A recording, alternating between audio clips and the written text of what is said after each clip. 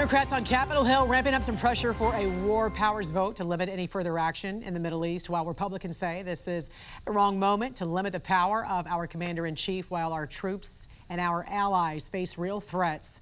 Joining us to discuss is John Lauro, former lawyer to President Trump. Good morning to you, John. Very quickly, legally speaking, talk about the president's power as commander-in-chief to order strikes like this without a prior vote in Congress. Under the Constitution, the president has the absolute power to act in the best interest of the country, particularly in the event of a national emergency. Here you have Iran with nuclear weapons, a terrorist threat to the United States. He certainly acted within his constitutional powers. There's also a statute that requires notification to Congress, which the president complied with as well. So the president is acting within the law. All of this is political theater by the Democrats. They're not going to get any limitation on President Trump's ability to carry out this activity right now. In simple terms, what would a war powers vote, if it was agreed upon, what would that resolution actually do, and how much real legal force would it have, if it did pass? Well, conceivably, it could cut off funding for American troops in a theater of war right now, which is just outrageous. And no, the Democrats aren't going to vote for that either. And by the way, it would take 5 Republicans to leave President Trump's support and vote for it, which is not going to happen either. So it's really just grandstanding by the Democrats, and nothing's going to happen on Capitol Hill. And some other legal news that we're following. We know former President Bill Clinton and former Secretary of State Hillary Clinton were deposed last week by a House subcommittee in the Epstein probe. What's the goal with this, and what do you know about the House investigation into Epstein and his ties to perhaps other federal government officials? Well, this is a hot item issue. Obviously, Congress is interested in it, and there's going to be public hearings and public disclosures. One thing about Bill Clinton, you know, he was called Slick Willie for good reason. He's very, very good at answering tough questions. But the biggest takeaway of his testimony is President Trump had nothing to do with Epstein, which really undermines the entire Democratic defamatory assault on President Trump with respect to Epstein. And Clinton turns out to be one of Trump's biggest supporters. He had nothing to do with it. What are some other names of other former officials that we can maybe expect to hear in the coming weeks and months, perhaps? It's not clear. A lot of this is, in effect, under seal right now. Much of it was grand jury testimony, so we'll just have to wait and see. But clearly, people are interested for a number of reasons. One, it involves child abuse. Second, it involves abuse of power. And finally, it involves a sense of the American people that there's 2 standards of justice, one for the very wealthy and one for the rest of us. So I think this is going to stay with us for a while. But the good news for the White House is you have a leading Democrat but saying President Trump had nothing to do with any of this. I want to ask you also about this new report that reveals the Biden White House waived executive privilege and allegedly colluded with Georgia prosecutor Fani Willis in order to get testimony from Trump-era officials to be used in that case against him. What were your thoughts when you heard about this? You know, a current president asked to waive a predecessor's privilege? Not surprised at all. I represented President Trump in the Washington, D.C. case. I knew there was collusion going around the country.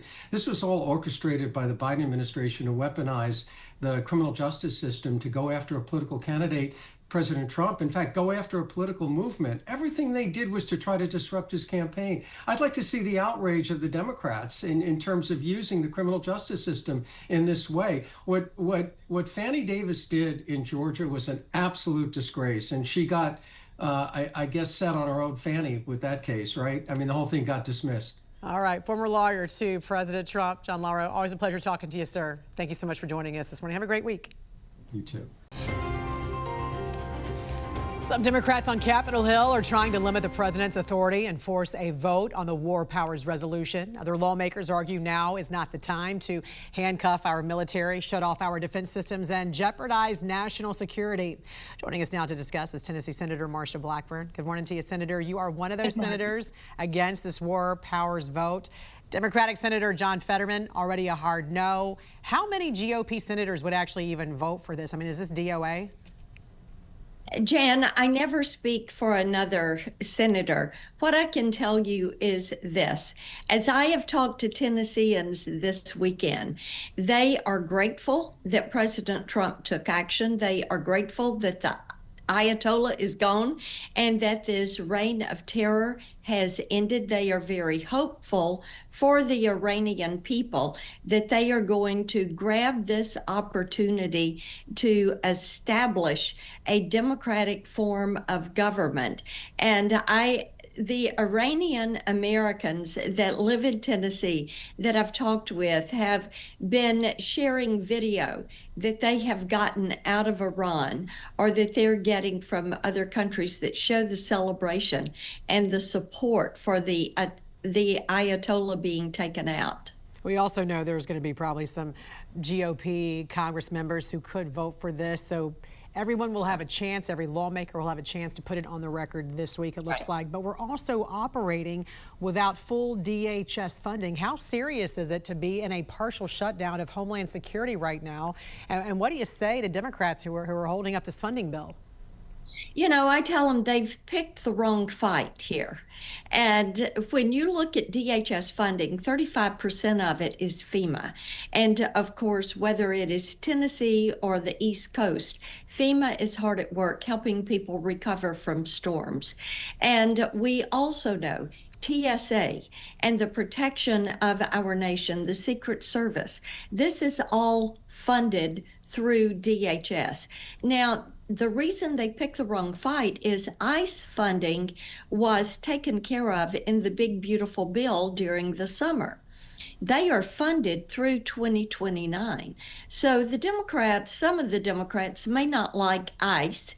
They may not like what they're doing, but you're not going to address it by attacking the funding for the Coast Guard, for TSA, for FEMA, and for other DHS operations. Right, and you're putting security at risk as a result. And speaking of which, you have introduced the Migrant Crime Reporting Act, which would require states to publicly track crimes committed by illegal aliens. Why is that transparency so important, and how would your bill give states the tools to report this data? Yes, I was reading a report that the Tennessee District Attorneys Association had done, which was chronicling the crime committed in Tennessee by those illegally in the country, and really dug deep on this. There were murders, robberies, car thefts, things of that nature. And pardon me, I thought it is appropriate that we look more holistically at this, state by state.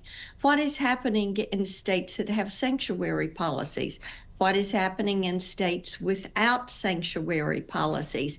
And by having the states utilize the template that they did in Tennessee, then the citizens will know what portion of crime, and indeed when you see escalation rates in crimes, such as DUIs, injuries or death by DUIs, and you see these escalation rates, you can more closely monitor what is happening from individuals illegally in the country who are working outside of the rule of law and our requirements, and what is happening with crime in our communities by citizens in those communities.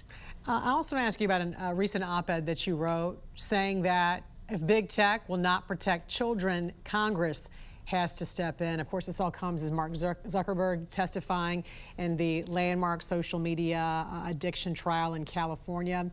Tell us more about the Kids Online Safety Act, because I know this is a huge passion of yours, and also what this act would do. What would it effectively do?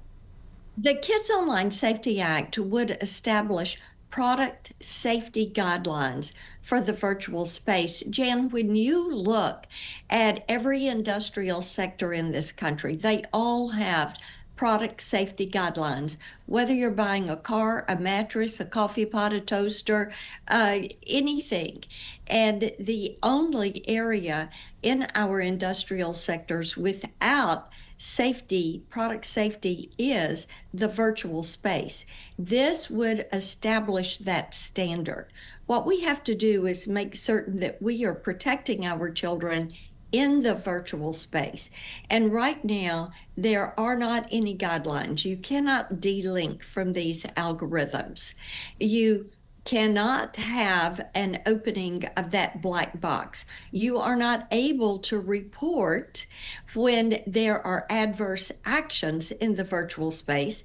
And that is the crux of what is happening in this social media trial in California. So would the liability fall then on the actual platforms themselves, or where does parental responsibility also come into play in this? Yes. Well, just like with every other component, there's always going to be parental responsibility. But what we have not had is the toolbox and the guidelines.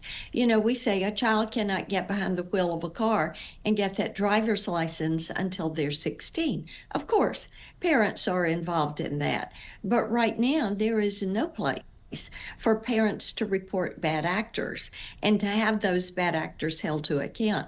There is nothing that says social media, you share in this responsibility to monitor your product, which are these platforms, and to make certain that bad actors are removed from these platforms. So the Kids Online